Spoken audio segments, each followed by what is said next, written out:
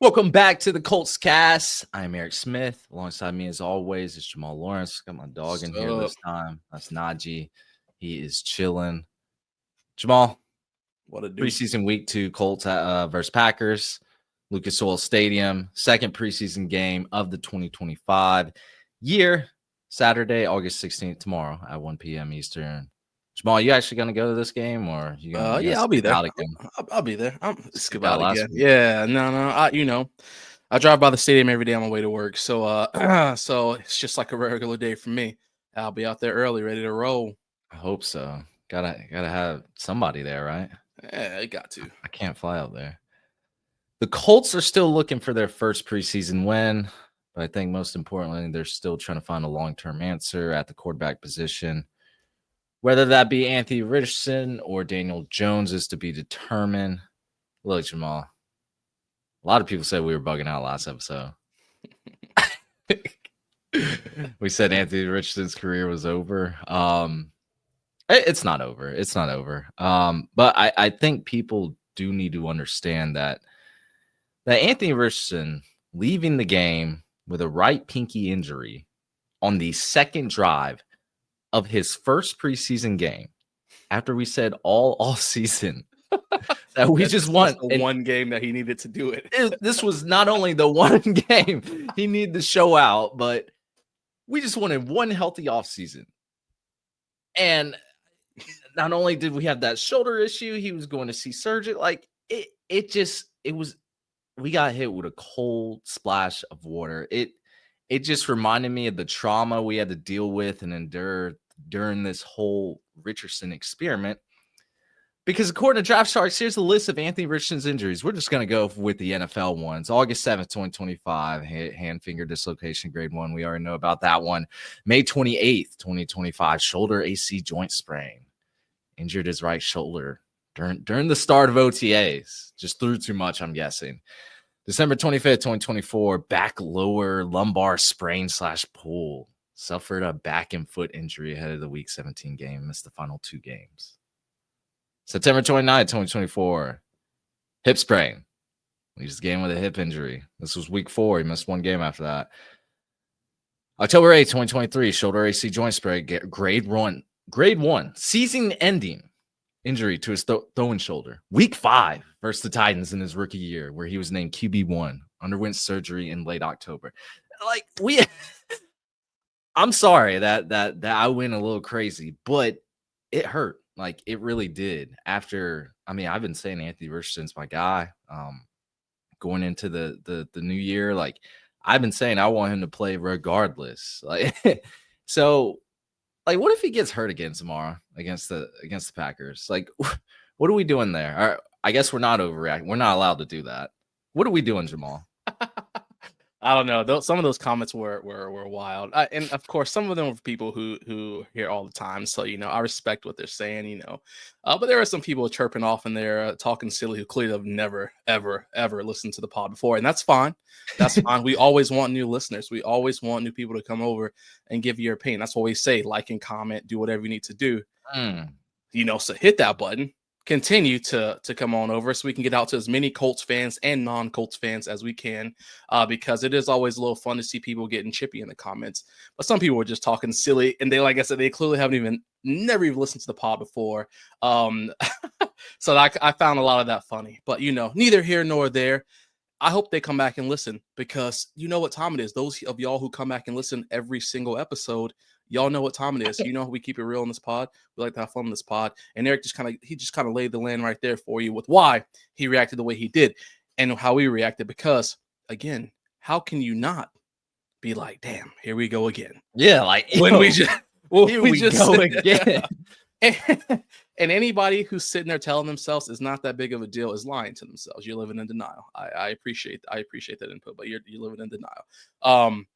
So every rep counts. Every rep counts. Single rep counts. Hey, hold on, Jamal. Shout out our day 1 listeners. Like just one time. Shout them out. Shout out our day 2 listeners. Yeah. Day 3.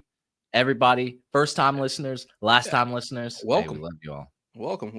Yeah, absolutely. We'll have to have a good time, and I was hoping that we'd have got some good news to start off, this the second preseason game, this first home preseason game for us, whatever you want to slice it. Nah. And I saw that the roof's already going to be closed. So I'm disappointed to see that. I mean, my goodness. About that. Yeah. Worried about the roof. I wanted to set the tempo nice. I just want to go out there and enjoy some nice weather. It's going to be a little warm, but I mean, it ain't too warm for football. But I'm worried about injuries. I'm worried about injuries too.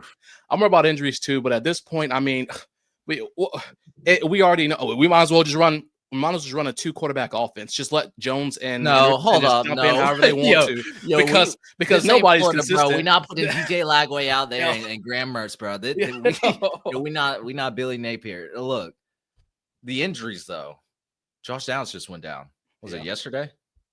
Yep. Hamstring injury. Hopefully it's not that serious. But then Samson Ibicom, back injury. Alec Pierce, questionable.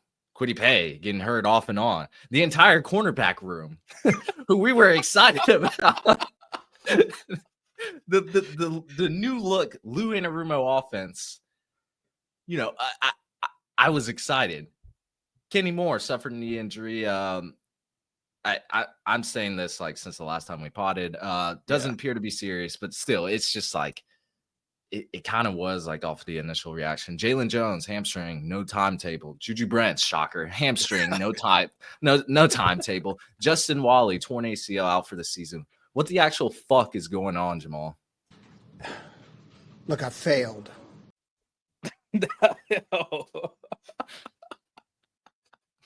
That's not his fault.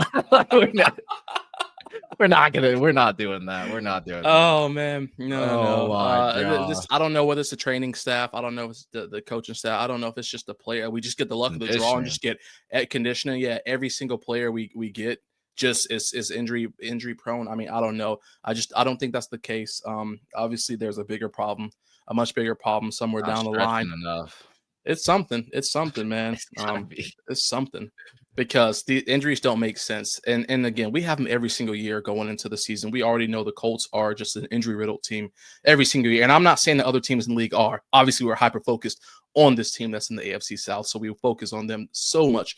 But every single year, when you see there's literally every week at least 5 people on the injury report, like you just get numb to it. It's just like, what do you expect? What do you expect? I don't know. Maybe next pod I'll look up some stats and see how many other injury reports teams, throughout the season for them, because it is quite mind-boggling. I feel like at one point last year we probably had even like 8 or 9 people on the injury report, random weeks throughout the season. So I don't know, and of course I know obviously they have to report these things, but it's just like, I don't know. I mean, it's just weird that it's constant nagging injuries for this squad.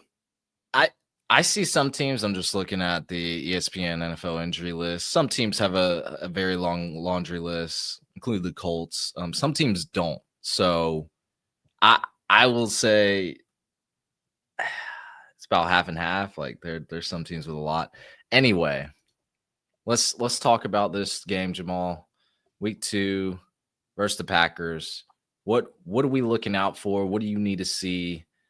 I mean, we're talking about the elephant in the room. We're always going to talk about this until Shane Steichen names a starter. I think we'll have a decision.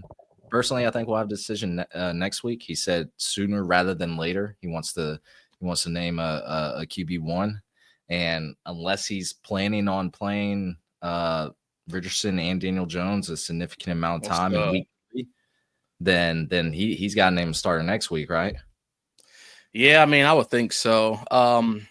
I don't know, man. I think the first, I guess talk about the quarterback situation. I don't really know. I mean, at this point, obviously we know that Jones was brought in to be a quote battle. And for our friends listening to audio, I'm throwing some massive air quotes out there for a battle. But I think it was just more obviously, for AR to elevate his confidence and, just kind of get with the team and figure out what he needs to do, because so you got AR week 1.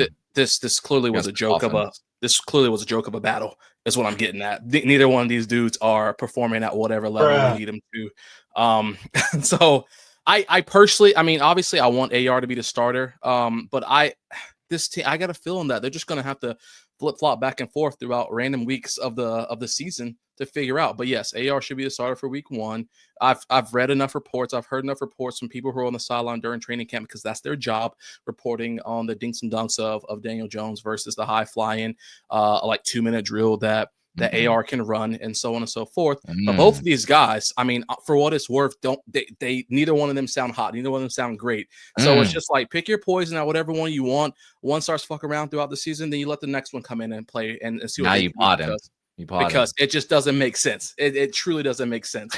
How this battle, again, this battle is literally like, we have learned nothing. We have learned except for that we still don't have a quarterback. That's the biggest issue. Talk to him. So that's how I feel about the quarterback conundrum. And like you said, Steichen has to name somebody come next week. But do I think that's going to be the hard fast starter for the remainder of the season? Probably not. Probably not. So we think if AR's named starter week 1, you think he'd get pulled week 4? It could easily happen. It could easily happen. Can't wait for this roller coaster of a season. Yeah, Jamal, at the end of the day, like, I haven't seen anything jaw-dropping from Daniel Jones that makes me say, hey, we got our guy, Colts Nation. Let's lock him in. Like, I don't want mediocrity anymore. I'm tired of saying this. And Colts fans, there's some Colts fans that do. They're like, yeah, Daniel Jones is my guy. 8-9 last season, 9-8 the season before. Like, bro, just think about this, Jamal. Just think about this. We got to see Josh Allen, Patrick Mahomes, Lamar Jackson, Joe Burrow, Justin Herbert, CJ Stroud, like first round likely, like the playoffs. Like, we got to see one of them. We're going to see them in the second round if we somehow slide past. And divisional championship, we're definitely seeing one of them.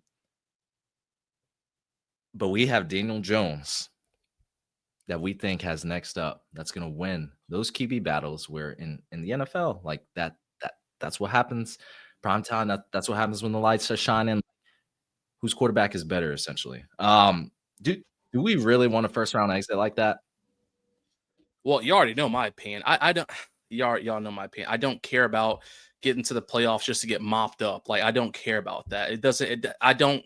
I'm not gonna sleep better at night because we're gonna get to the wild card and just get dog washed. Like, I that's not gonna make me feel better. I'd rather just lose and go about my day and worry about the next season, because it means nothing to me. That's what I'm saying. So I don't think Daniel Jones' ceiling is as high as those guys. I mean, can we agree Without with question. that? Without question. I mean, I think there's some people who say, oh man, Daniel Jones was in a bad system, didn't have the right playmakers around. I don't know. I don't necessarily agree with that. Like, my man had Barkley neighbors for years, stuff like that. Look, or here's the other scenario. Do we want to see our alien athletic quarterback in year 3 either take a leap, which we're hoping he does. He gets that year 3 breakout, takes a leap. We see more, better accuracy from him, better decision making, doesn't get hurt like on a game-to-game basis. Life is good. We build around AR, or we don't. He flames out. He injured, plays 6 games this season. Well, we know what we got out of him, and we have a top 5 or top 7 pick going into the 2026 NFL draft, where it's projected to you ask all these scouts and everyone, it's projected to have really good quarterback class. A lot of great prospects at that position, and you start with a new front office. You get Ballard out, you get Steichen. Like, you start from a clean slate, get a new face in here, new organization in here. Jim Irsay, rest in peace, has passed. We got 3 owners now, 3 co-owners. They get somebody fresh in here. You start all over. You do a full reset with the guy you want, the staff you want, and the guys you like. That, like, I don't want mediocrity. I don't want the middle, like the 8-9 season. We either gonna make a splash in the playoffs with AR taking the leap, or we about to have a top 5 pick with AR shit in the bed. That's how I look at it. Yeah, I mean, I agree. I would like, obviously, like you said, I mean, I don't, while I know that Richardson's ceiling is so high, there has been nothing, I have seen nothing as of now to show me that he can reach up there right now. I mean, he's got to have a freaking tall step ladder to get to that ceiling. A tall ladder. Okay, let's see the experiment through. Why are we but- gonna pull him out? Why are we gonna pull him out right now? Well, listen, I'm not gonna argue that, because I would like to see the experiment through, because if the experiment through means that we get a 5-win season and then we are in a different situation, then hey, I'm fine with that, because then we can clean house and start fresh from there. So I'm cool with that. Now I'm completely content with that. I just think that it's gonna be like, neither one of these quarterbacks obviously possess what it has to be a franchise NFL quarterback, is what We we've don't know seen so that far. yet. That's what we've seen so far. That's what the same way we can sit here and bash Jones for what he's done. I can sit here and do the same thing for Richardson. Richardson has shown me nothing besides a couple random passes that he had throughout, I don't know, 4 games, that he has the Flashes, bro. ability. Flashes. The ability. And Daniel Jones Flashes. showed me flashes of running for No, he 800 didn't. yards in a season. I Oh. mean, we can. I'm saying that neither one of these quarterbacks right now have shown me that they can command a franchise, or excuse me, because any of them can. Anthony Richardson made the best throw. It top doesn't 5 matter. throw. It doesn't matter. But Patrick Mahomes don't have to make that throw, but he still has 3 Super Bowl rings right now. He doesn't have to worry about those throws. Tom Brady didn't have to make those throws to get 6 rings. Jalen Hurts didn't have to make those throws to get his ring. So I don't care about that throw. I want a quarterback in here who's going to be able to take this team to the next level, and I just don't see that. And again, it may not just be the quarterback spot in general. I think it's the entire. I think it's the entire front office as well. But these people, this group of people within this organization, do not understand. And I am not an executive in the NFL by any means, so I'm not going to sit and act like I understand more than these guys. But I personally feel like these people do not understand, or care to understand what it takes to have this team get elevated to another level. Because when you're mediocre, you kind of slide under the radar every single year. It's oh, we were almost there. We're almost there. Give us another chance. We can get there. We can get there. But when bad things happen to everybody. So everybody loses. And when good things happen, then everybody's happy. When you're mediocre, no one really pays attention, because you're doing just enough to slide by, get your performance eval every single year. Hey man, you hit your metrics. You got your metrics. You're good. Here's Net a little expectations. raise. Here's your little raise. Yeah. Hey, let's not harp on it. Look, some other things that Steichen said during practice. I think this was yesterday. He was talking about penalties. So he said, quote, "I think more than anything was the penalties. Every time I looked up, it felt like we were in the backfield or in illegal formation. So we got to get that clean up." He also said, obviously, penalties are a big part of those things. That's hidden yardage. You don't want to have that happen again. That comes down to focus. So we've got to get that cleaned up moving forward. I kind of hate hearing that, because the Colts, at least last season, despite all the struggles last year, we were one of the most disciplined teams when it came to committing penalties per game. So only 5.5 penalties per game in 2024, which was good for 3rd lowest in the league, right behind the Chargers and Cardinals. I don't want to lose that. So I don't want to commit more penalties. So the fact that this is happening, in joint practice and in training camp, hopefully they can get that cleaned up, because one bad holding play will probably kill a drive for this team. It probably will. Without question, it will. First and 10, we're first and 20. Come on, bro. Yo, wrap it up. Get Rigoberto Sanchez warmed up, baby. I'm not even trying to play games here, but stuff like that, you don't want to happen. You want to give this offense the best chance to really move the chains and get some points on the board. So I hope they get that cleaned up. Yeah, they got to. There's no question about it. I mean, it's just silly mistakes. And that's why they get the opportunity to have the NFL refs out there on the field during these practices, not just during joint practice, but regular practice as well, because you need the opportunity to clean all this stuff up. So yeah, Sperano's got to talk to the boys, and I know it's not just all the O-line. He talked about legal formations and all that other stuff going on. So everybody's got to clean it up, man. Yeah, that can be cleaned up in practice. Who are you looking out besides quarterback? Yeah. Which players are you looking out for in this Packers game that you need more evaluation on? You want to see if they shine? Who is it? I feel like I still need to see some more AD Mitchell, because I've seen a couple of these plays where he's cooked corners. He's been making some crazy catches and all this other stuff. But like, as excited as I am to see that, I'm still like, I still can't say he's ready right now. He's ready. So I want to see more of him this preseason game. I want to see him out there, especially if Alec doesn't play.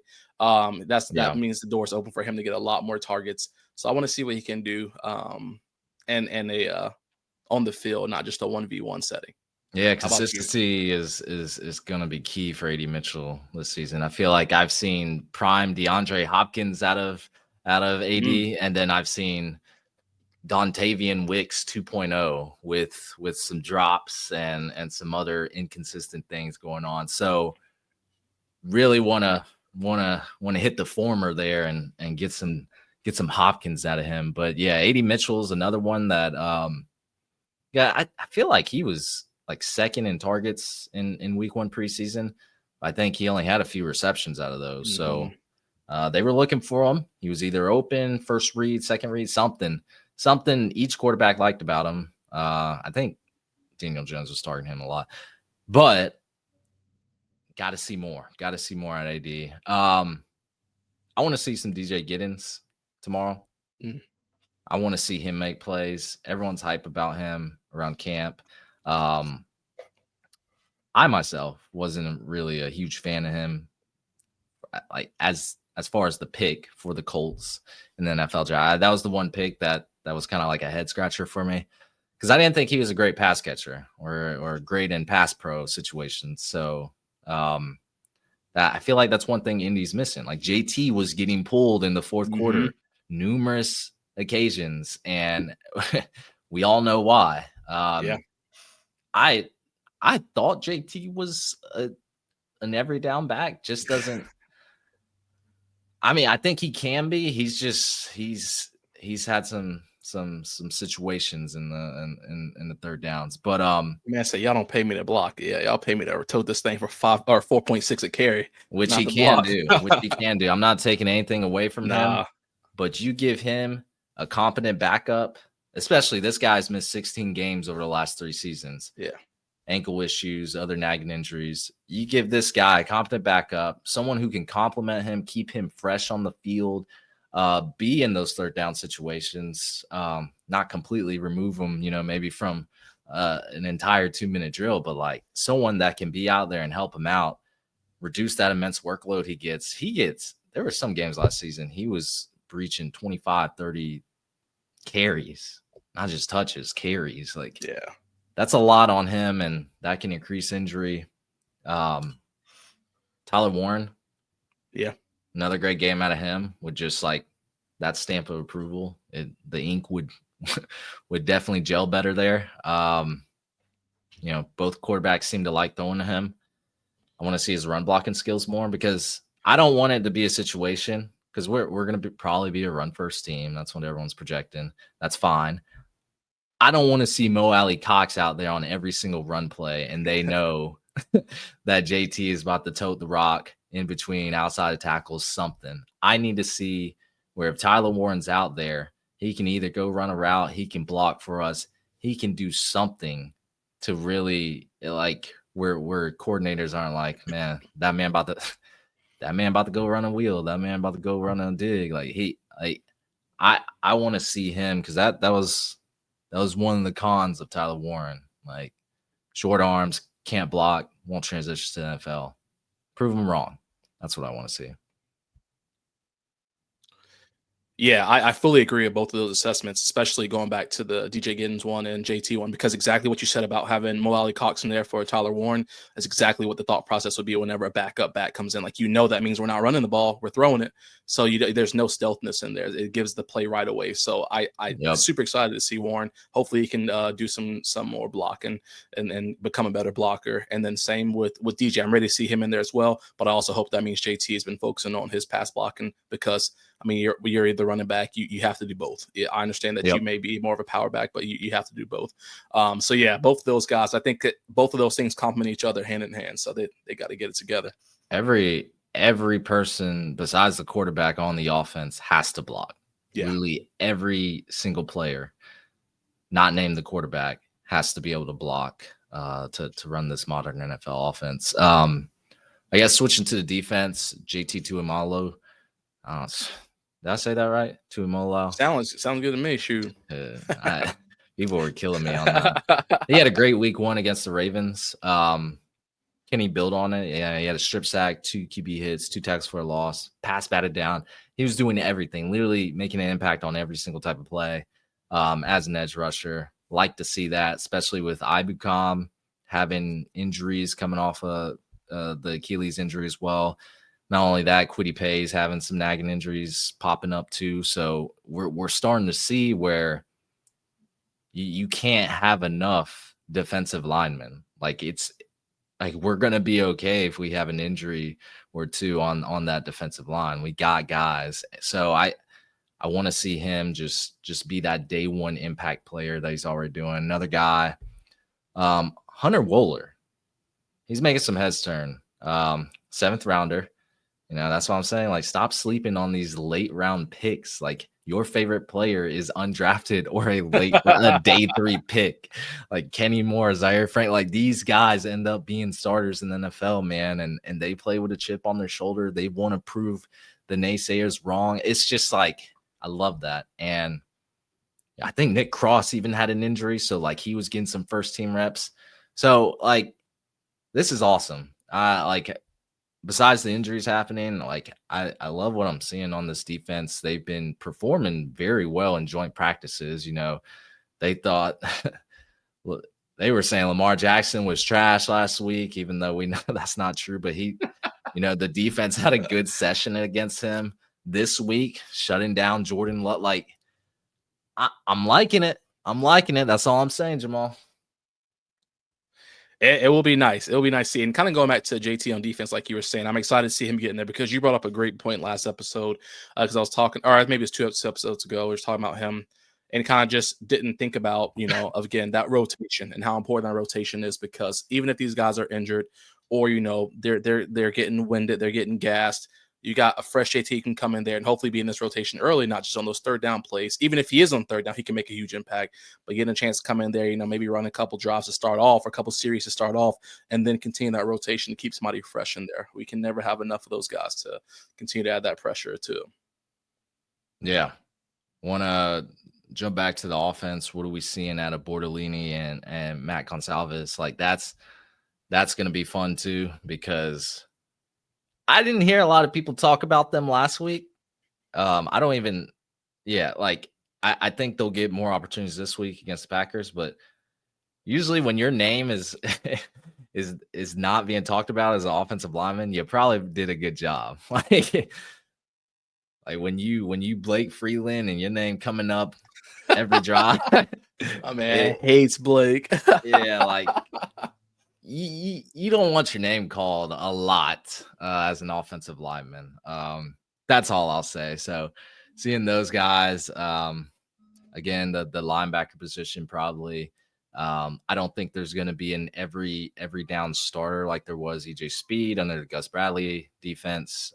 There sounds like Anarumo said they're gonna rotate him out a lot, so we're gonna have different starters at that linebacker position.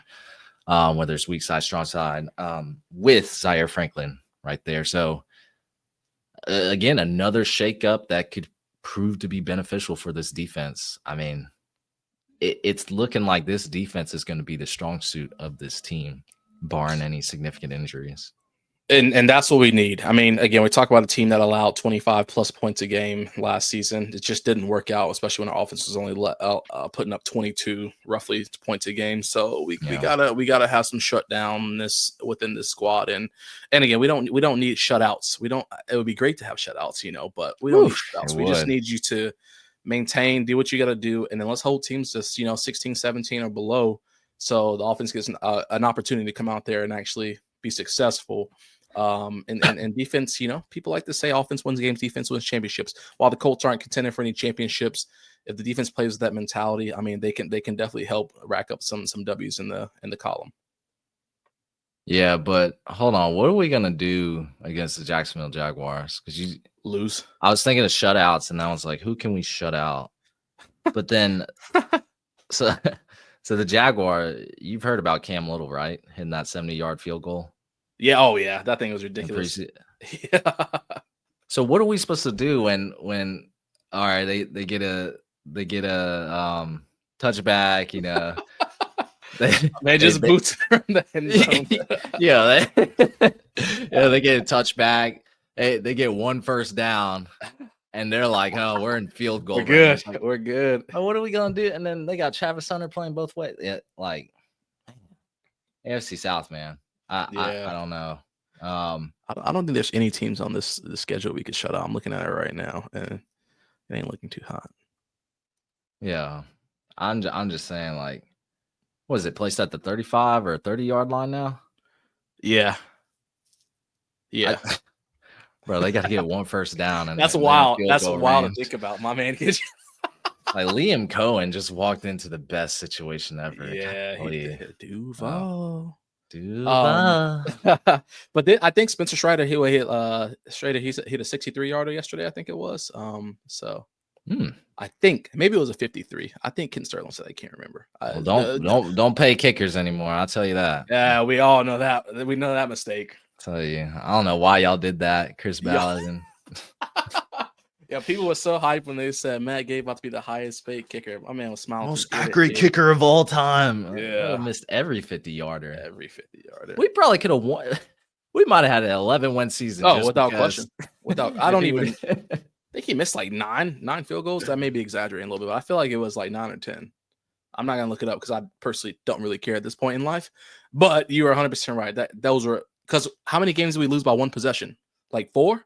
Less than a score? Like less Let's than not a score. talk about it, man. Hindsight's 2020. Yeah. But yeah, they cut that man after one. Don't pay kickers. They're way too volatile. I don't care who it is. They gain 1-year deals. Prove it every year that you can make that kick.